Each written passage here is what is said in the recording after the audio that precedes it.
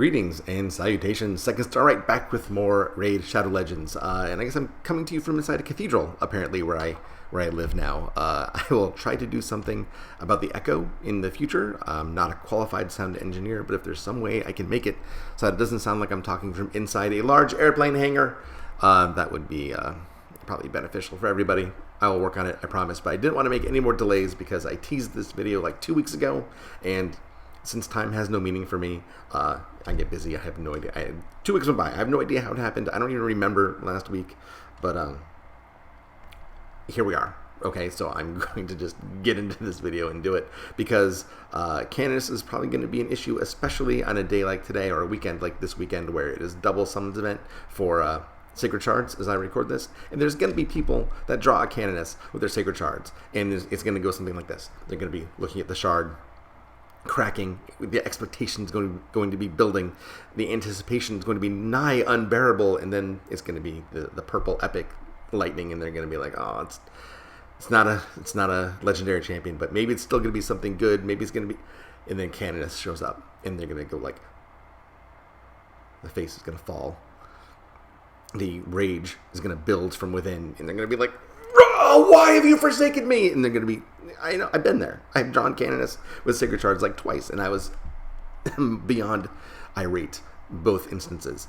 But I figured, let's take a look at Canoness. Let's see what she can do.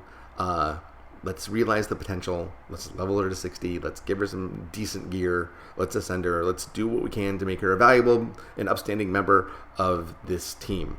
And, I'm happy to report that Canoness is not as bad as her reputation precedes her. Okay, so in fact, look at the reviews. They're like not that bad, right? They're fair to middling, right? In most content, Useless in Spider and Fire Knights, it is very difficult to make her work there. But everywhere else, she's fine, right? And let's find out why she is fine and not quite as bad as people seem to indicate by her lack of use and lack of prominence in videos on YouTube. Excuse me. And let's just look over her skill set and see what makes her not so good and what makes her pretty awesome. Okay, lead the charges are A1. Attacks one enemy with a 50% chance of placing an increased attack buff on a random ally for 2 turns. Already that's weird. Okay, a random ally? Why not all the allies? It's an epic champion, and why not give them all? I don't understand why it's just one, and I don't understand why it's 50% opportunity to do that. You can get it up to 60%, but still just a 60% buff on an A1. I can see a 60% debuff on an A1 is awesome. 60% buff on a random ally just seems a little weak to me. And then plus, it's increased attack, so she can possibly put this on herself, and she's a defense-based champion, and getting an increased attack on a defense-based champion is suboptimal, let's say. Okay, so moving on to her A2. Now this has some good points to it. It's again just attacks one enemy, and in the olden days, before we knew the value of decreased accuracy and the value of leech, these were not considered great debuffs.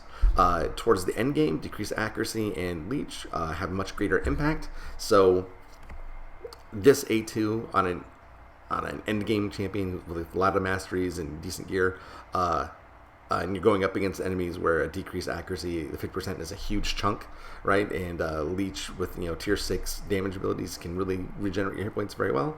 Not so bad, right?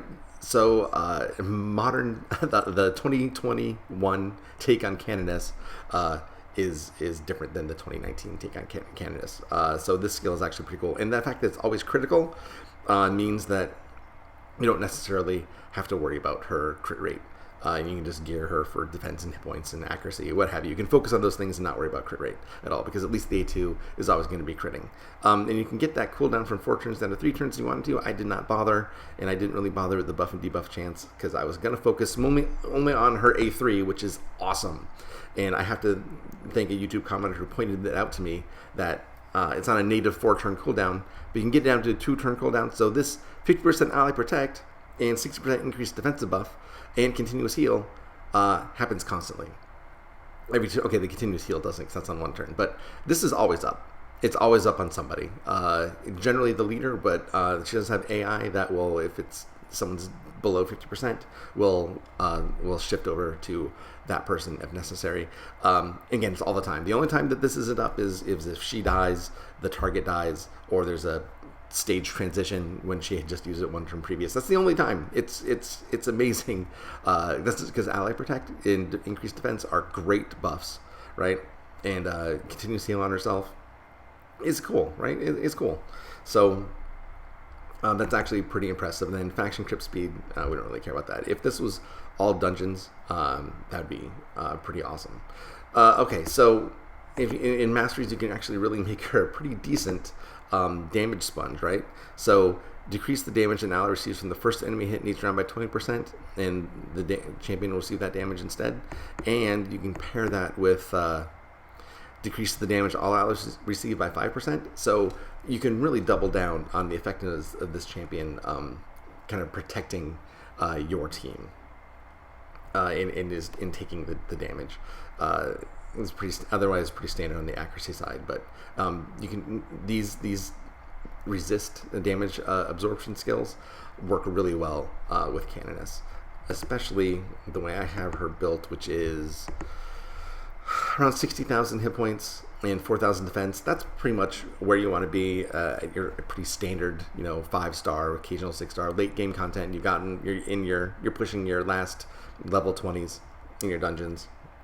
That nothing's going to kill her with this setup. As long as you have a good team around her. She's going to withstand just about anything thrown at her. Is pretty impressive. And then I have the accuracy just mostly for the leech in the decreased accuracy, but I was mostly focusing on the leech. And with everyone with their tier 6s, leech is good. Okay, so let's look at some dungeon content, shall we? Let's see, this is down in Media Source 2. Let me find it. Alright, so here's in Dragon, and she throws up an ally protect on Luthia, who's the leader. She's going to target the leader most of the time. And I have a weird composition here where it's 3 damage dealers and Canoness as a bodyguard, and Kaden for reses. Now, this is, again, another suboptimal setup because you kind of would want Canoness to be slower than your reviver, but I have Kaden built really weird. This isn't a Kaden video, so I didn't maximize him. He's running like a damage build instead of like a res build. He's not even booked. I think he's running like crit rate. Kaden's weird, so don't take his performance in this video as gospel. He's just in a weird spot right now, but I just wanted him for the reses. I'm just gonna no healer, all damage plus res team composition that I was experimenting on for Dragon, and using Canoness as the Stalwart Guardian. So here, this is an interesting one.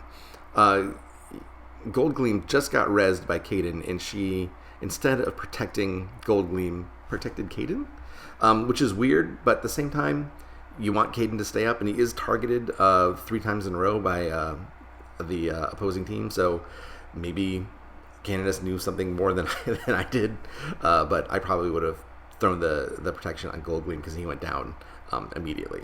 But, AI can be weird.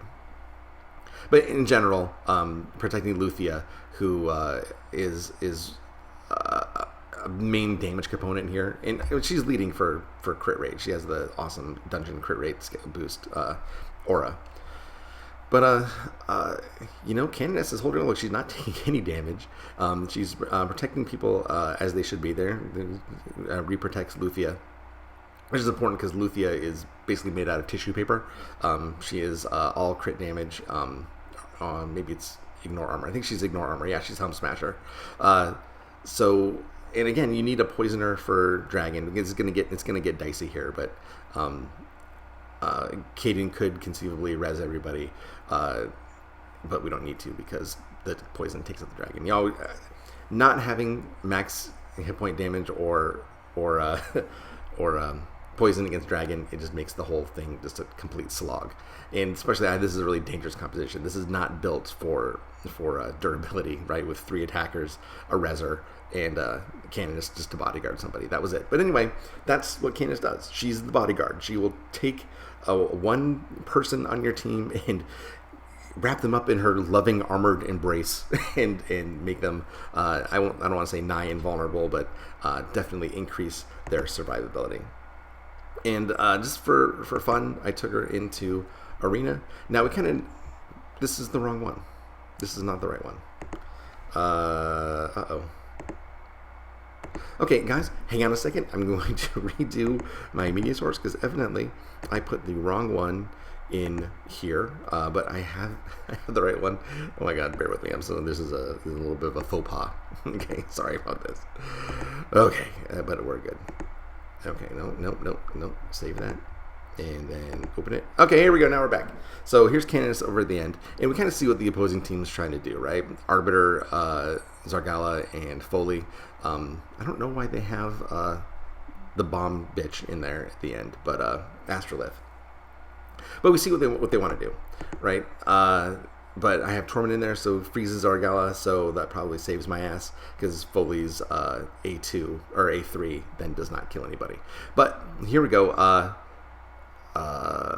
Martyr is going to provoke, and then Canoness, if we protect Martyr, who lost the shield, because Hope on the end there, it's a shield Hope, which is good, so lost the shield. So if we lose Martyr, it's going to be tough to take out the team. But by protecting Martyr, it deadened the hit from Zargala and deadens the hit from Foley. So it's possible that Zargala could have knocked her health down enough so Foley could have taken her out, and then it would have been tough because I have no res on this team. But Canoness kind of potentially saved the day here, right? So now we're able to take out Arbiter, and once we take out Arbiter, it's fine. We don't have to worry about the reses, and we're good. So that's just one way that Canoness can be useful, even in Arena, which we don't really think. And as you see, that's like 187,000 down to from 126. So if you have the right team composition and you kind of know what the other team's going to try to do and you know what you're trying to do, you can kind of counteract a significant gulf in power level if you just play it right. So, which is invaluable in today's Arena where it's just insane, and this is what, Gold 2, and and I'm coming up against, teams with this high power level. It can make Arena very demoralizing. But anyway, this is one way around it. You can kind of see how her Ally Protect came in as a benefit. Although her increased attack buff from her A1 does no good. This is all defensive-based champions and one support, so that increased attack doesn't really help, unfortunately. But as you saw in the dungeon run where I had 3 attackers running, yes, it did. It does help in that regard. So there's some give and take, but Canoness as a whole is not the F tier champion that you kind of think of her as, just because no one uses her, right? And I think it's because, at least for me, in my case, I did not understand that her A3 was on a 2-turn cooldown that lasted 2 turns, and you can have it up all the time, which is an amazing quality for an Ally Protect buff to have. So she has a very narrow, specific niche that she occupies, but she is indomitable in that one area, right? So there you have it. You draw a Canoness on your Sacred Shard, think, hey, you know what? Is this 100% uptime Ally Protect something that I can use? So you'll think about it. All right. I appreciate you guys. I have a bunch of shards on my free-to-play account, which I'll be opening later and make a video on that. But for now, I'm just going to sign off and leave you with the thoughts of Canoness running through your head, and how when you draw her with your Sacred Shard, you're not going to throw your computer out the window, or your phone or tablet or whatever. Don't do that. Just trust me. It's nothing good ever comes out of that. All right. Thank you guys. Take care, and I'll see you next time. Oh, do the YouTube stuff. The like, comment, subscribe. I would appreciate it. All right. Take care, guys. Bye.